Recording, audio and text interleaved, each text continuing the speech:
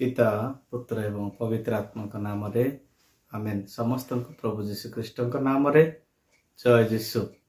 आसतु मोर प्रिय भाई बुढ़ माने आज पुनर्बार प्रभु आम को यही आगमन कालर चतुर्थ सप्ताह आम पदार्पण करियछु। प्रभु दयालु आम समस्त को से प्रेम करी यही दिनटी आम को प्रदान करियछंती। तेबे आसतु मोर प्रिय भाई बुढ़ माने आमाने यही सप्ताह को आमानकर मंडली शिक्षा दिए जे शांतिर सप्ताह से शांतिदाता आगमन करुछंती। एतिपे आमाने शांतिर रविवार पालन करुछु। गीतटी मुक्तिदाता सो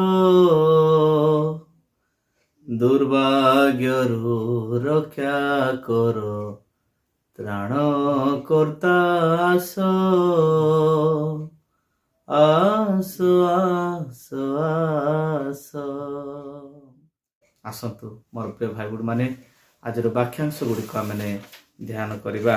आज प्रथम पठन प्रवक्ता मिखा 5 अध्याय 1 ରୁ 4 पद एवं द्वितीय पठन हिब्रू मंडली 10 अध्याय 5 ରୁ 10 पद पर्यंत एवं आज सुसमाचार लूक 1 अध्याय 39 ରୁ 45 पद पर्यंत।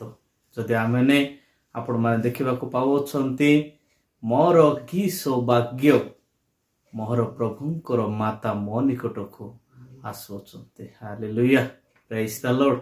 मोर प्रिय भाई बुढ़ माने आज रही मुख्य प्रसंग यही शांति रविवार दिन आम ताहा देखा पाउछु। शांति कहीं कह जाए मु आपण माननकु अल्प किछि मु आपण माननक निकट उपस्थापन करिबी। शांति मनर शरीर एवं स्थिर अवस्था रहिबा आमानक जीवन रे शांति एवं मानसिक शांति, आध्यात्मिक शांति एवं सामाजिक शांति।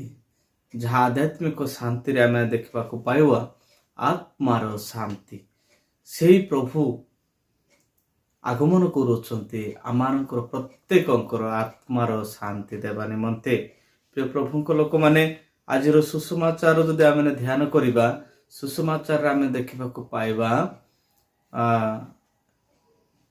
ईश्वरंकर वाक्यरु आम जदि देखा पाइबा तेबे एलिजाबेथ एवं मरियमकर साक्षात जेते बेले से शुणा पाइले दूतों द्वारा प्रेरित गाब्रिएल दूतों द्वारा शुणा पाइले जे दूत जाइके तांको कहिले लोक 1 अध्याय 28 पदरे से प्रकाश करे नमस्ते मारिया अनुग्रह पूर्ण प्रभु तुम संगरे। यही कथा कहवा समय मरियम आंदोलित हेले, विचलित हेले।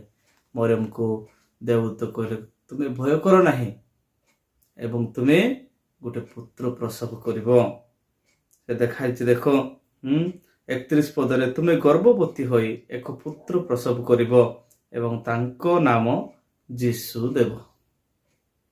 यही संभाषण शुणिके शुणिले एवं मरियम एवं दूत दुहे कथा हेले। शेषरे देवदूत तांको कहिला देखो 36 पदरे जदि आपण माने देखंती देखो तुमर आत्मीय एलिजाबेथ वृद्धा अवस्था एक पुत्र लाभ करने को जाउचंती एवं बंदिया होई मध्य एबे तांकर गर्भधारणर 6 मास चालुची।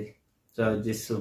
मोर प्रिय भाई बहन माने एटा आमे सुनिबा को पाउछु जे मरियम को अवगत करूछंती जे तुमर आत्मीय से 6 मास हैला से गर्भधारण करूछंती से माने गुटे पुत्र पाइबा पई जाउछंती।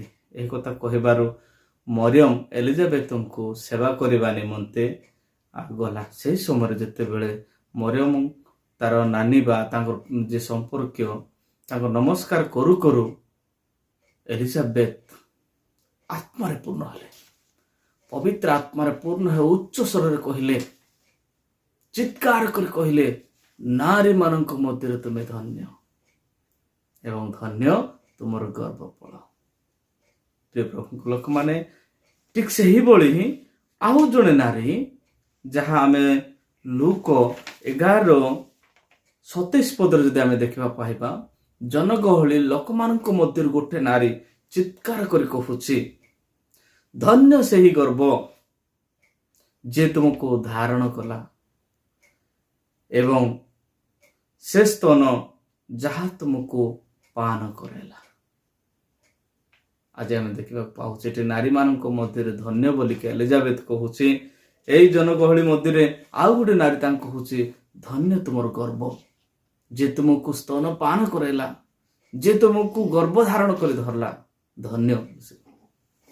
ପ୍ରଭୁଙ୍କ ଲୋକମାନେ, ଆମେ ଆଜି ସୌଭାଗ୍ୟ ଯେ ଆମେ ସମସ୍ତେ ଆଜି